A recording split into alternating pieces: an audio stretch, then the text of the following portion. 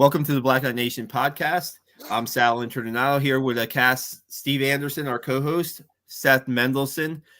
For Black Knight Nation, he was at the Army Villanova game today, and James Faraz for football. We're going to review and recap Army's 49-10 win over the Wildcats today.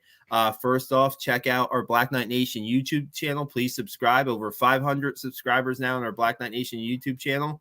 Trying to make it to 1,000. You know, we're edging there. We're edging there, Steve. And also, our Black Knight Nation Instagram is very close to 1,000 followers. Please check that out.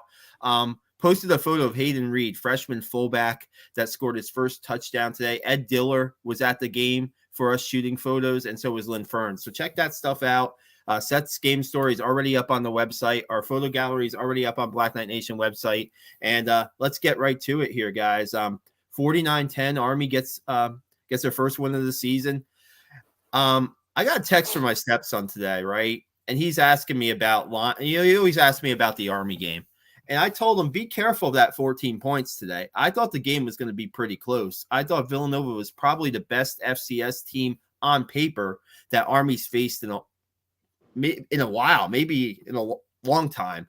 And I thought that it would be a closer game, but Army got that ground game going today. And, we see what this offense can do when the running game works, right? So maybe we'll go Steve first. What were your impressions? And then we'll go around the horn and just get your impressions of the game. Well, I mean, look, Sal's always harder on the offense. I think our offense has been fine all year. I mean, we've scored points against Coastal. We scored points against UTSA. We scored points today. So I think it looked a lot different today, right? Like it looked like, Coach Munkin said it at the beginning of the game. He said it all week. Hey, you're going to see, what old school Army football is. We're going to run the fullback.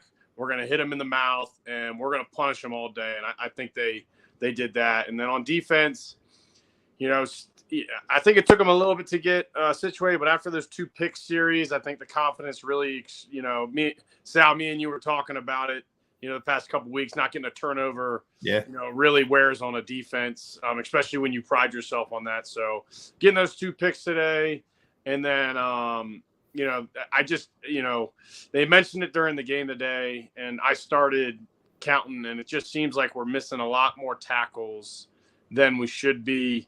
Kind of throughout. And look, there's athletes at every level, but there's tackles that sometimes, the athlete's just better than you. And then there's tackles that you should be make if you just have good technique. So still a little more missed tackles than I'd like to see, but overall really enjoyed watching the game today. Seth, you were there live. Give us your impressions of what the team looked like today. Absolutely. I mean, guys, a win's a win, right? We all want to win. It's, look back 5-10 years from now and say Army beat Villanova. I don't think Villanova is a top 5 FCS team. I think they're probably top 20 FCS team. I enjoyed the game. Good crowd, beautiful day. We won big. Everybody, the offense looked good in terms of the running game. They were pitching really well. The option was really good. The defense seemed to give up a little bit. Can you guys hear me okay? Yep, you're good. Yeah, okay. We can hear you. You lost video. Yeah, okay. Hopefully we'll come back. The defense, those two picks were super important. I agree. Where were the turnovers before today? But I'm not sold that this is a big win. I mean, it's a win, but it's Villanova. It's an FCS team. We don't know how good they really are yet. We'll see. 2 months, 3 months from now, we'll see whether they are a serious FCS team or a pretender. So I don't know what to say in terms of whether this is a great victory for us or just a win. And I'll take a win. Everybody not in the press box rooting for Army, said the same. You don't thing. root in the press box, Seth. You don't root in the press box. I'm sorry. You don't root in the press box. That's one of the rules. That's one of the rules. The Villanova. I heard the Villanova guys rooting on the other side too. But it's it remains to be seen. I mean, we got Georgia State coming up. They're 0-2. I don't know how they're doing tonight. Anybody know how they're doing tonight? We're going to look now. They're in a close one right now with Charlotte. Okay. I mean, who knows if they're good? Wake Forest, survived a one-pointer against Troy. So Wake Forest may not be that good this year, or Troy may be better than we think. So let's see how this plays out. I saw a lot of things I didn't like. The tackling is still not great.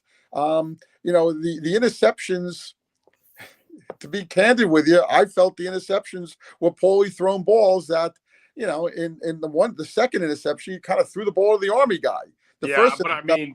Broughton made just a fabulous play. He was great. That was a great catch. I mean, I don't care if he was trying to throw it out of bounds. Broughton was just like, nah, he made a great catch, and I'll give you that. But the second one, and we almost had a third interception that we dropped. Army dropped. Three, Seth, you almost had 5 or 6. Right. 5 or 6. That guy was all over the place today. So I mean, are we dealing with, I was talking to somebody before the game, and a friend who was there, and said, hey, we're finally getting a quarterback we can handle.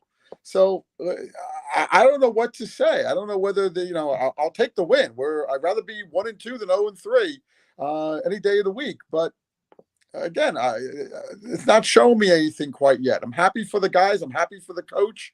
I think they did make some improvement from last week or 2 weeks ago.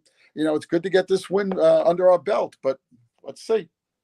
I think the biggest thing to take away, Seth, is we beat an FCS team the way we should beat them as an Army football team. Yes, were there miscues? Yes, there will be miscues in every game, but we handled Villanova, fairly throughout the entire game. We were always in control, and I think there's always going to be ways to get better every game, right? I mean, there's people playing, so nobody's perfect, but a 49-10 is pretty decisive.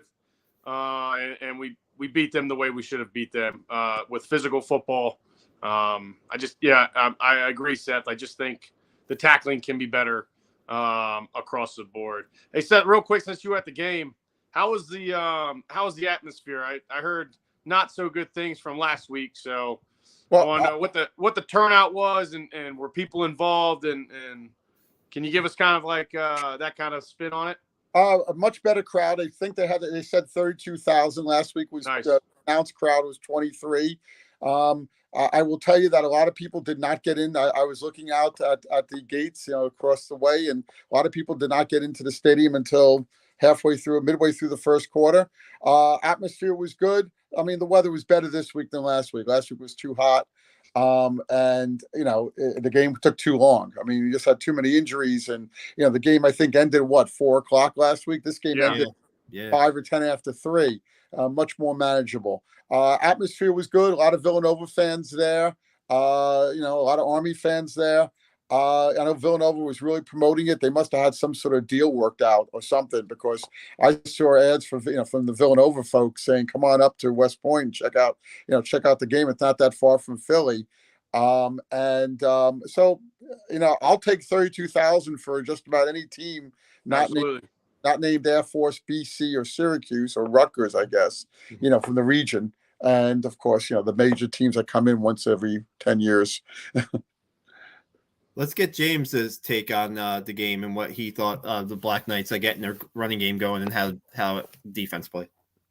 I would say take number 1 is the improvement of the offensive line play. They definitely got an extra half yard of push they haven't been getting the last 2 games. So it's a smaller defensive line they're playing, but just to get that confidence boost is a good thing. So I was happy with the O-line play. Other thing with the O-line, new coach there with Mike Vitti sliding to O-line from fullbacks. So just to see them start to work better as a team under some new leadership is a positive sight. I was pretty happy with the defense. Yeah, there's a couple of missed tackles. There were, I would just say generally across the board, there were some dumb mistakes today. We had a lot of penalties. I think we had 10 penalties. It was a little sloppy at times, and I think that was more than just the defense. The only unit that I think was almost mistake-free was special teams, and I would say but I guess the penalty, or the dumb mistakes are getting a lot more. Do you have me? I got you. I got you. Yeah. Okay. Yeah. I would say that the dumb mistakes that we made today were much more preventable and are easier to improve upon. Yeah, I was gonna say something about the offensive line real quick. So they have some injuries, but they're tackles, right? So Booby Law's not playing right now. Simon Dellinger's limited. Shane Buckingham's not playing right now. Those are the three top tackles going into the season, right? So what do? They move Connor Finucane out to right tackle, right? And that's a position he played a little bit last year when the offensive line was banged up. To me, he's probably their best all-around offensive lineman, Connor Finucane. That's my opinion. And so what do? They move Sam Barzac. It gets his first start at right guard, a senior. So Army is now 1-0 with Sam Barzac in the lineup. Got it wrong. Sam Barzac in the lineup. So, let's maybe get him in the lineup against Georgia State and see what happens. 1-0 Sam Barzac. He played a lot in the UConn game last year, Sam Barzac, right? And he played some really spirited football. And he's a guy who seems a little bit different, Sam Barzac. He's kind of a little bit of he keeps the team together. Let's just put it that way. He's kind of a witty type guy, and as an offensive lineman, just one of those different characters, so to speak. And it was good to see him getting some playing time because the first two games of the season, Bishop, Finucane, and Flipowitz played every down. So it was good to see, getting a little bit of a rotation in there early, getting a new guy in there. And I think that helped. I think that helped out a little bit just to solidify the offensive line a little bit. Yeah, as I said, I was happy with the O-line play. The bye week this week is going to be good for getting us healthy again in that respect. And just to give you an idea, I think a lot of how well Army runs is based on the offensive line play. First two games, I think they averaged under 180 yards rushing between the two games, and they rushed for 450 today or something like that. 472. 472. Yeah, exactly. So that was great to see. The fullback dive was there most of the day. Two things I'll point out on offensive play calling. Number one is they like to do this thing after a big down when they run downfield, which is no huddle, run a fullback dive to catch the defense off guard and pick up, it's a big gain. It's 1st and 10. You run the fullback dive when they're on their heels. You pick up a quick 5 to 6 yard gain on first down. That for the last 2 or 3 games, it just hasn't worked. And that continued today. So that was kind of a bummer to see. Maybe they'll stop doing that. And then the other is that inside trap they've been running with Tyrell Robinson, which works once every 4 games, and every other time it's a loss of 2 yards. Yeah. And yet they run it 15 times over the course of a 3-game period. My favorite play, Steve. My favorite play. so they'll run it 15 times. They've probably run it 15 times this year so far, and it's worked once, right? And on our pod, we always ask, why don't they have the fullbacks do that? And they did that twice today for massive yardage. So that was good to see. Absolutely. Couple quick. Go ahead, Steve. As you look back at the Coastal and the UTSA, it was clear that they were not going to let the fullback beat them, right? They just refused to let the fullback beat them.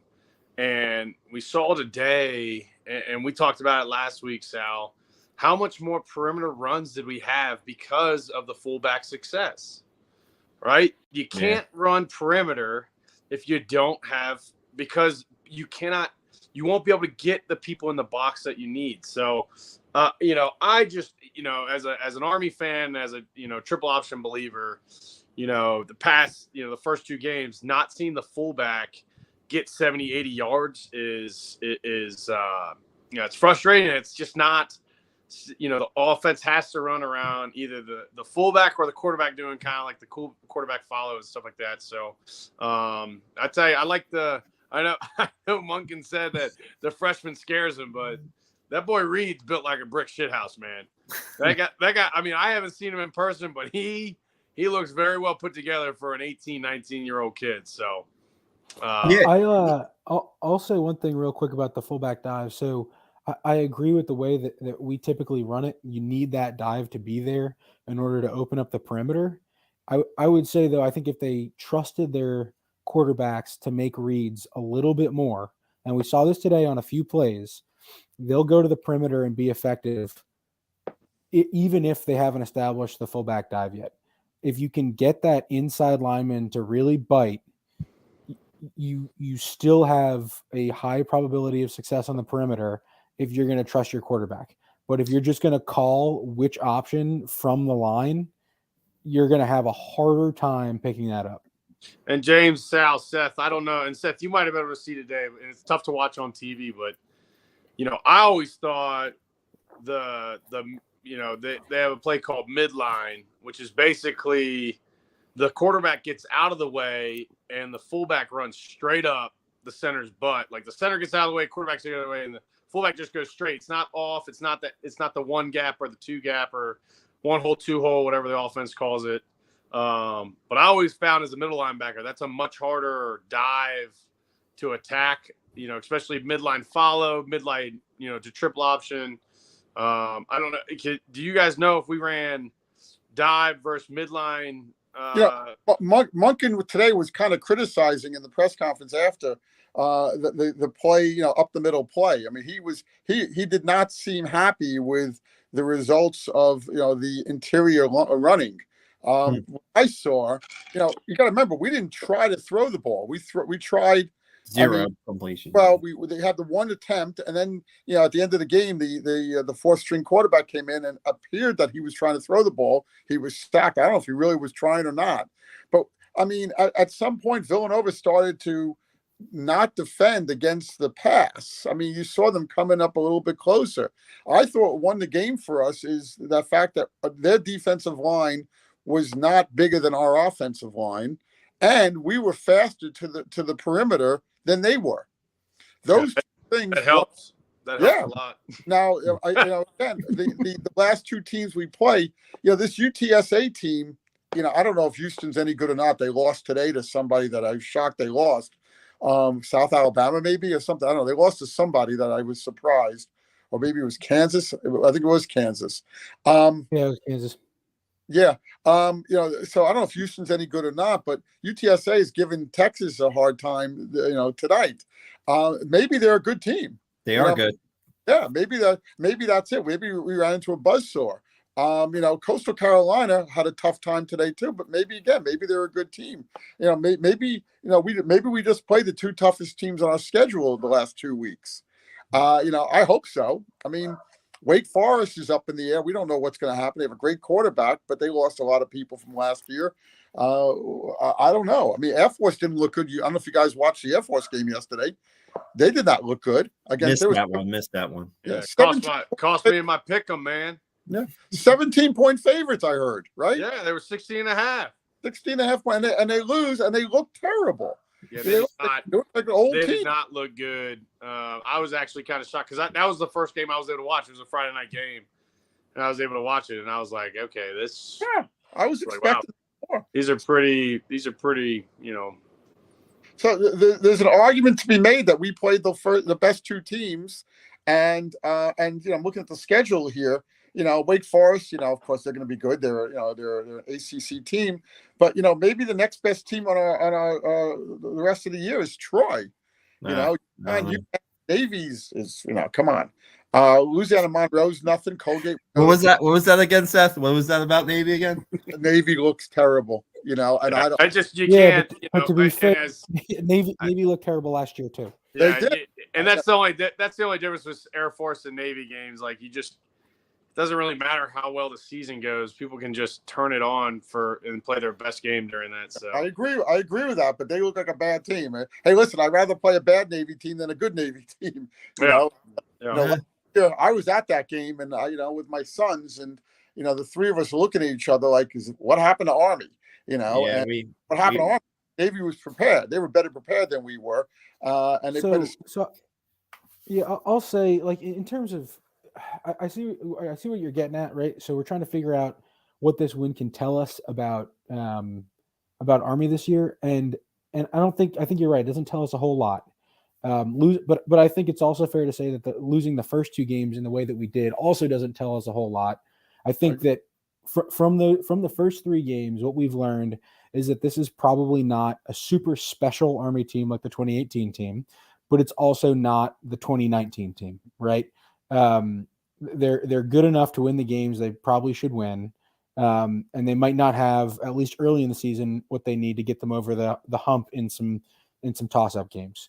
Hopefully that improves as the season goes on, but there's still a pretty wide cage as to where this team can end up. I said before the season, we could start this season 2-3 and still be a 9-win team. That's well within the realm of possibility. It's a really hard first 5 games of the schedule. Yeah. I also think that, you've got some really good leadership across the board on that team. I mean, I'm not just a fan of the way Broughton plays. I'm a fan of the way Broughton leads. And, he said it earlier this week. What's it going to do to be upset about the 2 losses? Like, that doesn't do anything for us. Let's go ahead and, we're going to focus on Villanova, beat them, prepare in our bye week, get healthy, and continue to fight. And I just, that kind of leadership is just so infectious for the younger guys. And, he backs it up on the field. It's great to see that, it's just great to see that leadership as a grad, as a football player. It's just really, it's really exciting that those guys are going to go on and lead soldiers in a couple years and just be, the Army gets better because of it. I think it's so. Good. Oh yeah, I was just saying. So in terms of bowl eligibility, right? I mean, it's still early in the season. We just got our first bowl eligible win. In terms of should wins the rest of the year, I think that you can really say there are 3 should wins. I don't like to ever say that a CIC matchup is a should win. No. I think you have UConn, UMass, and ULM. So that brings you to Colgate too. Yeah, Colgate, but that won't count for bowl eligibility. Yeah, you only because count one of those. Villanova, yeah. Yeah. So now you're at 4, which means you got to pick up 2 of Navy, Air Force, Wake Forest, Georgia State, Troy. Very, very doable to pick up 2 of those wins, but none of those games are like Army's going to go in being at least a touchdown and a half favorite. You're feeling really good about it.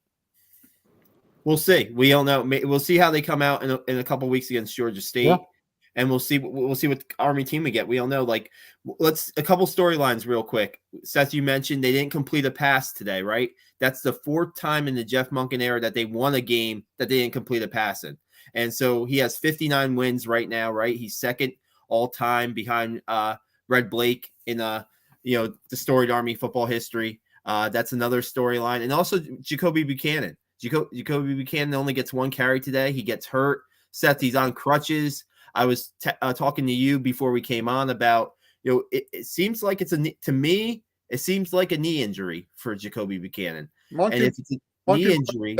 Monken played it down. I asked him that right away. And, he made it out to seem that we'll find out in a day or 2 how swollen it is in a couple of days. Now, I mean, I looked at it the way, and look, I tore my ACL and I didn't come back on the field. Right.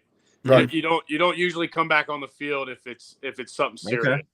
Okay. You go to the trainers and you immediately start doing, either ice or whatever. Right. Okay. I'm thinking it's probably a knee bruise, right? Or a really bad dead leg around the knee area. It looked like every time I watched it, it looked like he had fallen, and it looked like the cleat or something was like underneath his knee. And the big man fell hard, man. All right. Like the guy can't, gravity does not help, but I'm 245. I know about gravity. All right. Yeah. So, I think it's probably a bone bruise or a deep, like a dead leg kind of feeling. And, if you're going to take him off, keep him off of it. He probably didn't want crutches, probably didn't need it. And, he's probably just, Monken saw that, was like, we're really not going to need him today. This is probably a game where Reed was going to get enough carries anyway. Let's just get him in early, get him an extra day of rest and get back after it. At least that's the way Buchanan was acting, the way he was interacting, the way reporters on the sideline were talking to him. That's the way it felt for me as somebody watching it from his couch at least. I agree with you. I don't think he'd come back on the field if he was seriously hurt. They'd be doing special things to get him, and take care of him, protect him as best they could. But let me make this argument. Is it possible that Monken wasn't showing a lot today on purpose? And I think it is. And what I mean by that is he only tried to throw the ball one time. Okay, that was in the second quarter when the game was still, there's still a chance there. The first two games, he didn't go outside as much as he did today. Much more going outside. The plays were designed to go outside. A lot of quarterback reads. It wasn't the fullback up the middle. It wasn't this, stuff going up the middle. Is it possible that he's playing a little bit of a game here to get his next two opponents? Now, again, I don't know if Georgia State's good or not, and it's home. Yeah. But Wake Forest, we know, is good. But maybe, get these two guys to look at, say, oh, Army's going to go outside and bring back the pass. I mean, it doesn't make much sense to me after the last two games where they were passing the ball a lot. I mean, sometimes they had to, but sometimes they didn't. Suddenly to go from a lot to basically nothing. That says to me. I don't know, and I don't know the stats on it and everything, but I really do believe, we run first down. If it's 2nd and 9, like, we're gonna pass. Not a lot of 2nd and 9s today. Not a lot of third and longs. Not a lot of third and longs. In those first two games, I felt like there was a lot more down and distance that, we weren't super cut. There weren't 1st and 10, 2nd and 7 and 6, 3rd and 3 and 2. Not they a lot. Weren't great on first down. Really, they weren't great on first down. So I'll say it's already on film. Right, so yeah. We've already shown that it's on film, and I agree with you 100%. I don't think he was trying to get sexy today. I think he did exactly what he wanted to do. We're getting back to running that fullback, getting yardage, running the quarterback, getting outside on the perimeter, and we're going to show that we can still do this and make you honor it. And I think, no hidden agenda or anything, but to work. You also need a passing game to get the guys off the line of scrimmage, and he didn't show that today. And didn't need to. Yeah, didn't need to. Yeah, didn't need to. I'll say a couple things real quick. Nothing else. You want to practice it. You want to practice. You got all. You said you're going into a bye week. You got plenty of time to practice that. Okay.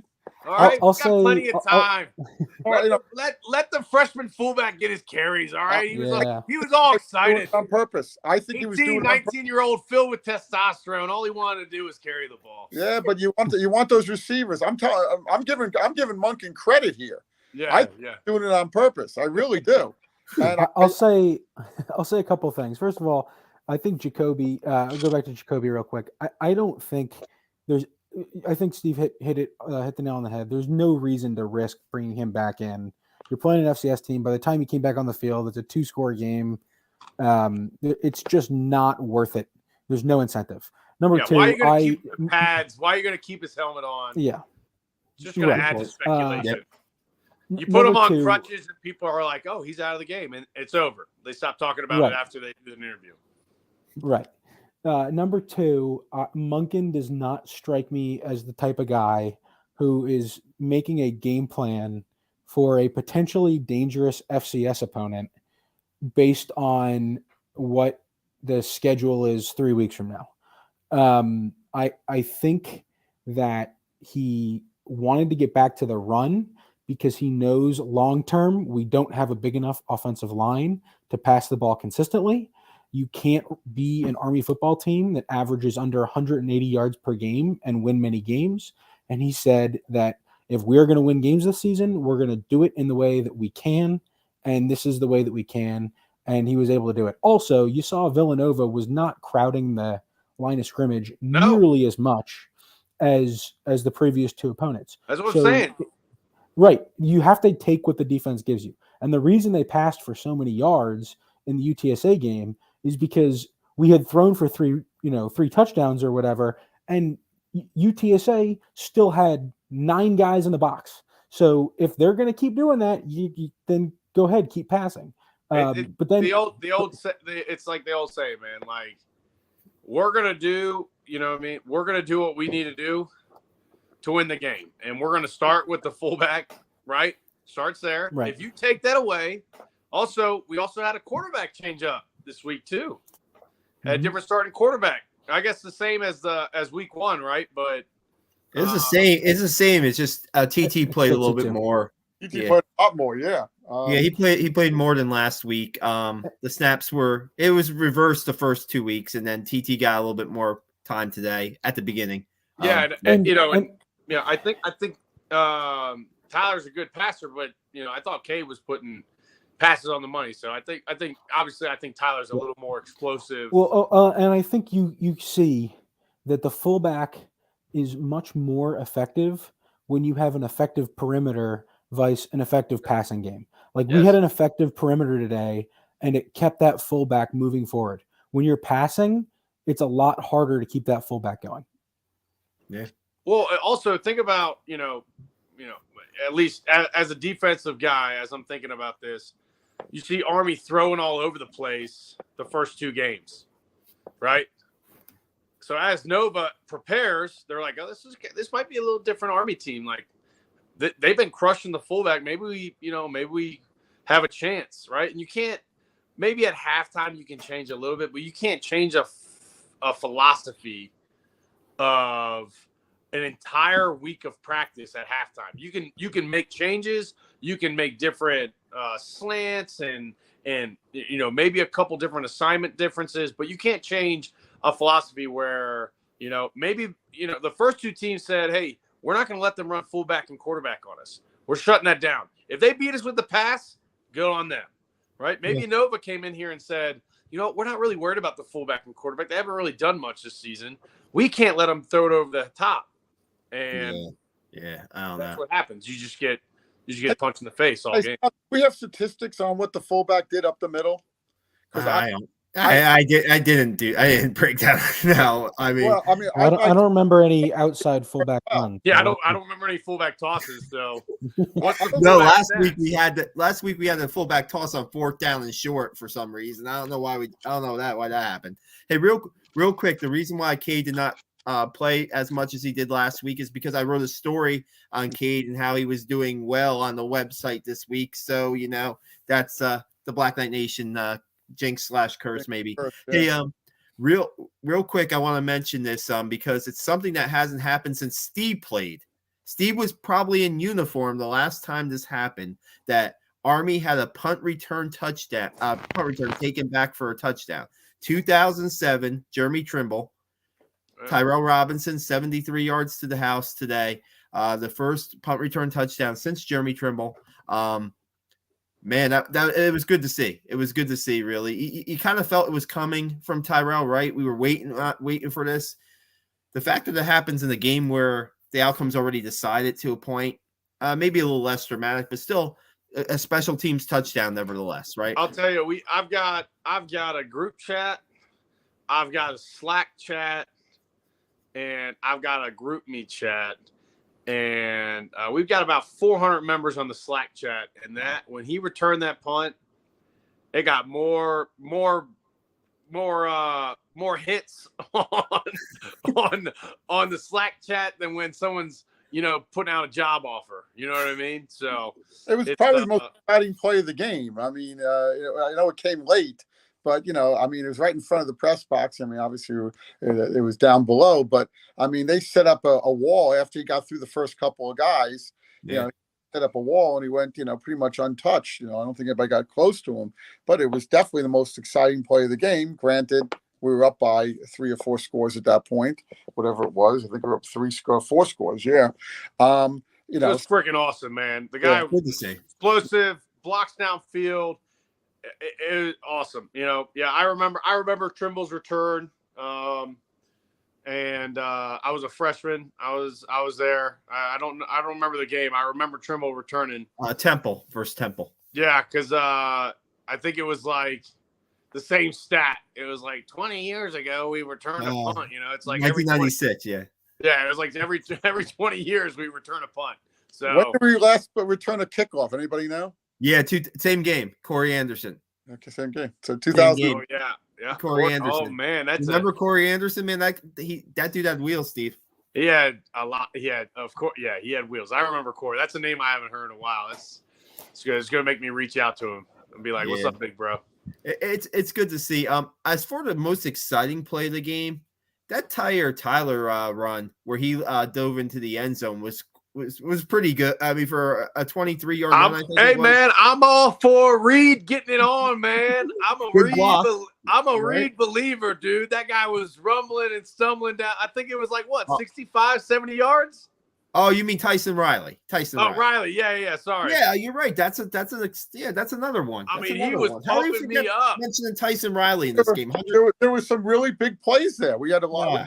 We had 4 or 5 guys with big plays. I mean, 156 yards rushing, career high for Tyson. Looking at Tyson Riley from his sophomore year to his junior year, he's become how do I put this? He's turned from a teenager, Steve, to a man. You look at the way that dude is built. He's 260 pounds. You could see like a little bit in his facial expressions growing up. He seemed like he was still like maybe, little. Look, he's grown up, it's man. It's like what I always told people. It's like you could tell I was jacked when I played, right? But when you saw Josh McNary right next to me, like Josh McNary was like the uniform was framed out to him, right? Like you could see his muscles through the uniform. And that's what when he was running today, I was like, yeah, that guy's built. That guy's been hitting the weight room well. Not healthy yet. Munkin says wait till he gets healthy. Yeah. Well, hopefully he can get healthy, because if he can get healthy, if that's him like at like 3/4 speed, maybe getting him in the open field. I mean, they missed that without Anthony Atkins this year. Yeah. Hey, Sal, I did hear that too, and I don't know how much the broadcasters. I mean, they went on like a 10-minute tangent on the referee today, being jacked. It was super weird. But they made a mention that Andre Carter's been about 80% the whole season. Yeah. I don't know. We haven't really covered that much. No. But let me tell you this. When I was at the Coastal game, right, I got to go onto the field for pregame, and he didn't look like he was 100%, no doubt, to start the season. I thought, this is my take. He wasn't really like when you do the lineups during warmups right before the kickoff, right? He wasn't too involved there. I know that one. I know he's had a little bit of a back injury, battling a little bit of back injury in the offseason. I don't know how severe it is. But I heard he had a back injury. That's all I know. And but you look at last week against Texas San Antonio, he played pretty much. It looked like he was playing close to full speed last week. I mean, this week they had a scheme to stop him a little bit, but he drew a couple penalties. Right, he didn't have any sacks, but he drew a couple penalties. He drew a couple holding penalties, and that pushed got Villanova off schedule, so to speak. And he did his job out there this week. I'm sure scouts are watching tape on him from the Villanova game, saying, "Oh shoot, he didn't get a sack today. We're going to drop him on our board." No, they see. No, I had not heard that kind of storyline. I should have said more of it when I saw the game when it was out. And I didn't really, he had his sacks and everything last week and stuff. So for me, I played with Andrew Rodriguez, who was a heck of a player, and he had that same kind of deal, kind of a longer lean guy, and he had some back issues that ultimately kept him out of a season. So just hope that this bye week is very kind to us. Wow. We need to get healthy. We got some O linemen. Teams beat up a little bit. Teams beat up for sure. Yeah, so we got to really utilize this bye week. Get in the cold bath, cold tubs, everything we can. I know when I played, I had really bad tendonitis in my ACL recovery knee. And that bye week after Tulane, I haven't had a problem since. Wow. It was like, I'm talking about getting shot up. I'm getting shot up before every game, sometimes twice a game. And after that bye week, didn't need it no more. I mean, I haven't had an issue. Ranger school, airborne school, didn't matter. I haven't had a problem with this knee since that bye week. So I'm a big believer in the bye week, baby. You can get healthy. You go undefeated in the bye week, right? You go undefeated in the bye week. So. Time too, and I think, and I'm gonna say this one more time. I think that Monken has some tricks up his sleeve for the next 2 games. Oh, I hope not. I hope not. Seth, the trick plays do not work well for Army at all. Please, no trick plays. Please. No, I'm not talking about trick plays. I'm talking about we saw a different Army team that we're going to see next 2 weeks from now. We're going to see different plays. We're going to see more passing. I'm telling you, I was shocked that there was no passing today. Yeah, it's the flow of the game. I don't want to. Well, I'm telling you, want to. The more passing you have, the more you open up that offense, that option. I want 5 passes for 120 yards with 3 tugs. Okay, that's all I want. That's all you need. That's all you need. I'm right there with you. We didn't lead the nation in passing efficiency for anything. Okay. No matter what, you're gonna be high up on those charts. No matter what. As I wrote my article today, today was a confidence booster. We needed it. We needed to win. We did. You can't take anything away from the kids. Can't take anything away from the coaching staff. They did everything they were supposed to do. And now we get a week off, and then we have a team that we don't know much about, and then of course we have Wake Forest, and then we go. You know much about Georgia State? They played them recently. Yeah, but I don't know much about the team this year. I haven't looked into it. But who knows if they're good or they're bad? I mean, they played 2 good. Better teams, and they lost. I don't know the story yet. I'll read up on them this week and have a better idea by time of game time. But and plus it's home, and we'll see. Be interested to see what the attendance like for Georgia State. Yeah, about the same as Texas San Antonio. Hey, real quick shout out here. Want to give a shout out to Brett Jarena, sophomore linebacker, got his first career sack. Brett was a guy who had a really good spring, right? He had a really good spring. And in the preseason, you're wondering, where's Brett Jarena in this mix for the inside linebacker spot, right? And I guess you just need to pick up the defense a little bit. But now they have him in a couple passing situation downs that he's in the game. His dad, Joe Jarena, was a quarterback for Army, late 90s, early 2000s. And I think Brett Jarena, if he picks it up a little bit more, might be that missing that piece in the middle down the road for Army. He's definitely a guy to look out for in the future. He had a sack today, so I just want to give a little bit of a shout out to Brett Jarena to his sack today. Guys, any final thoughts, and we'll get out of here. It's great to get that W, man. Feels good. Great things are coming. I think we're gonna start rallying here for a little bit, and look forward to it. So beat Georgia State. I agree. Same thing. Confidence booster. The kids look good. I was happy with the perimeter game. I was happy with the secondary. The interceptions are interceptions. Let's see what happens with Georgia State. I think we're a better team than they are, and I would expect to win that game. The big game, of course, is the one after that, Wake Forest. So, but one game at a time, right? One game at a time. Right. James, any final thoughts? Yeah, it's always easier to correct mistakes after a win than a loss. You got a bye week coming up. There's a couple of things that need correcting, but I feel a lot better about it after this week. No doubt.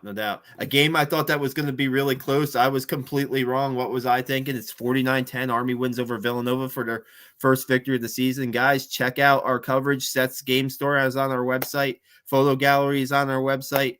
Steve, we're going to have part 2 of our podcast with Nate Sassaman this Wednesday. Part 1, if you guys did not see part 1, please check that out on our YouTube channel. It was very interesting chat with Nate. Nate has stories to tell for days, for weeks, for months about Army football. And we didn't even talk about the military side yet, Steve, which I want to get you on for that part. And plus, we're going to talk more about that 1984 team is a team that really doesn't get a lot of a notice. So great to have Nate Sassaman on. And he was so good, we got to have a part 2. First guy for a two-part podcast coming up on Wednesday. So guys, check that out. Thanks for joining us. We'll be back after we get a bye week. As far as the recap, we'll get a recap bye week. So we'll see. Maybe we'll try to get some guests on next week, or maybe roundtable stuff coming up. So thanks a lot, guys. Appreciate James, Seth, and Steve coming on, and we'll see you soon. Have a great weekend. Great weekend, guys. Thanks for having me, Sal. Bye-bye.